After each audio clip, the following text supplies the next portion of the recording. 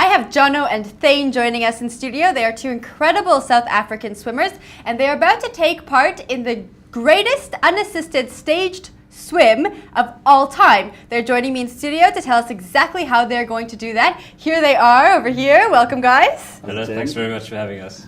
It's not a problem, a great pleasure. Tell me about this crazy mad swim that you're going to take part in. So it's a 450k swim, well, in a straight line, from Mozambique to Madagascar. We've picked the shortest distance, obviously.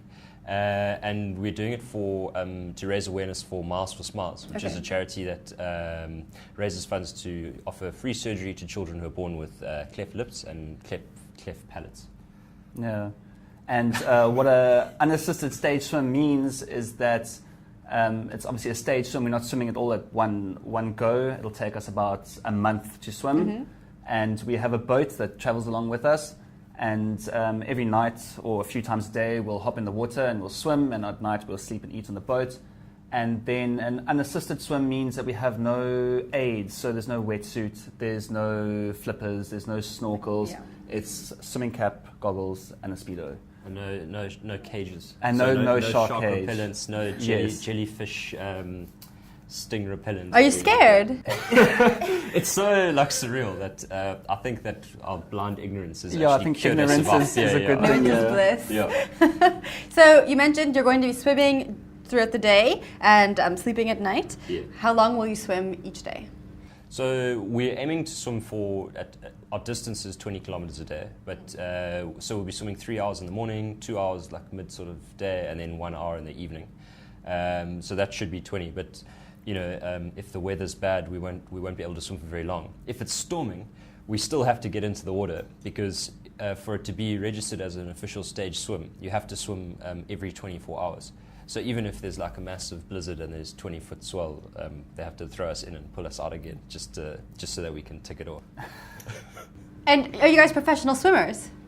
I used to swim semi-professionally, Okay. kind of during my teenage years and then after school.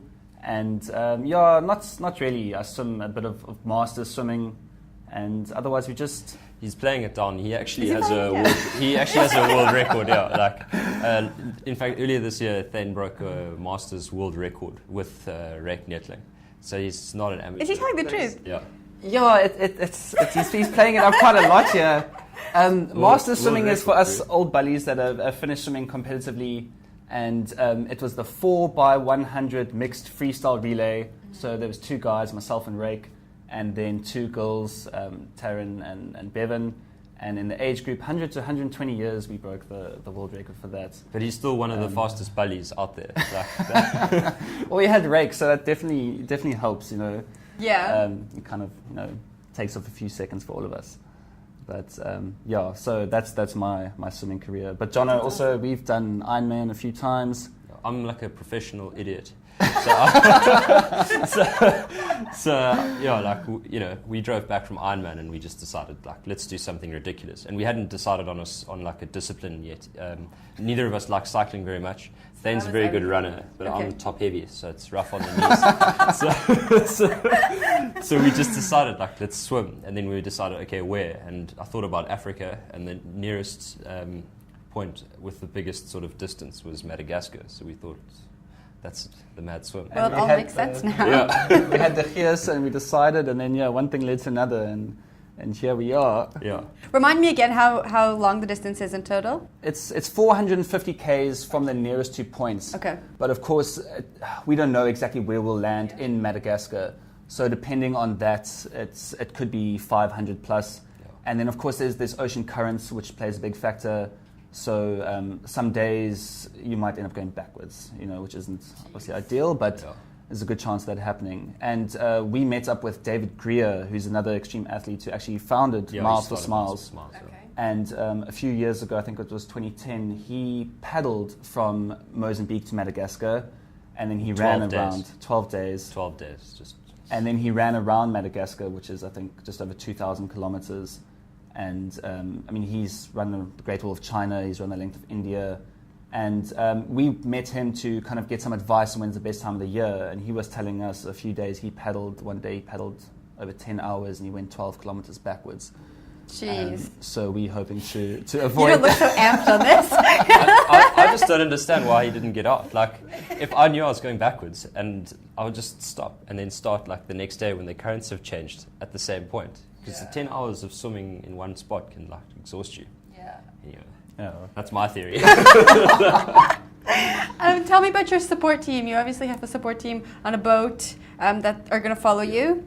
Who are they? So the advice we got from David as well was to keep it as small as possible, because even though it sounds very exciting, like at the end of the day, you're sitting on the boat and you're just swimming. So if the team gets bored, then they lose focus and actually like drop the ball. So we've only got 2 team members. We've got a medic who's doubling up as a Thane second, and then we've got a media person, and that media person is responsible for generating all material to send to all the different media that are back in the country. He's a professional stills photographer. He's doing videography. He'll be writing up blog posts. He'll be tweeting and doing Facebook, as well as being my second. And Daphne, Thane's second, is my girlfriend as well.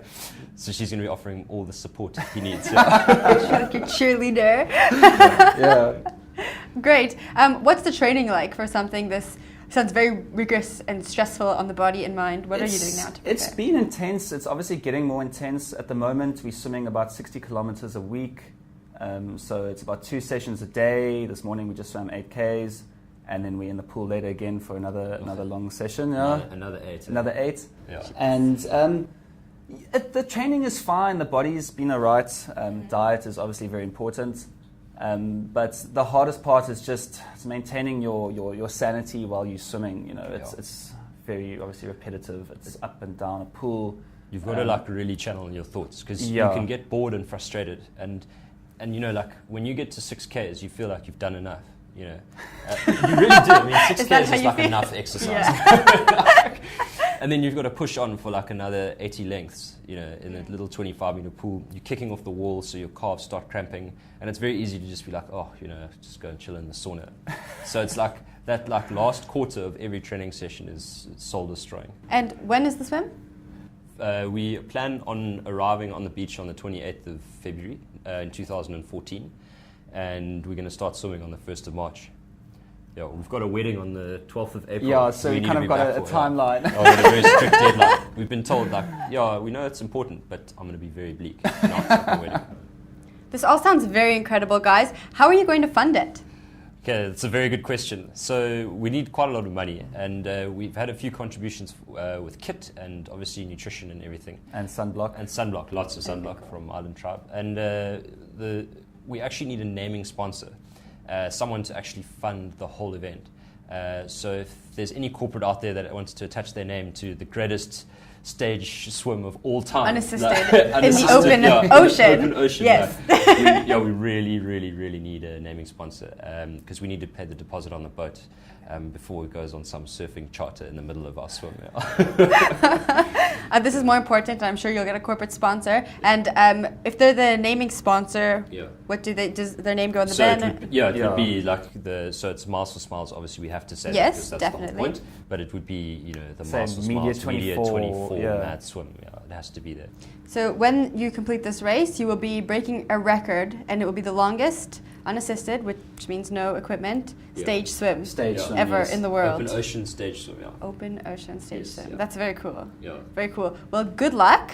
Thank you very much. And we'll definitely be following you, following your adventures online, reading the blogs and tweets and Facebook updates. And if you want to follow them, you can follow them at The Mad Swim on Facebook, at The Mad Swim on Twitter, and The Mad Swim. Miles for Smiles / The Mad Swim. Miles for Smiles / Mad Swim. Yeah. So it's Miles for Smiles / The Mad Swim. The Mad Swim. Or our website will be up, themadswim.co.za. Otherwise, just Google The Mad Swim and you'll find us. Cool. Thanks, guys. Well, good luck. Thank you. High five for the road. Thanks very much for having us on the show and giving us a chance to chat about it. Yeah, thank you for coming in. It was awesome.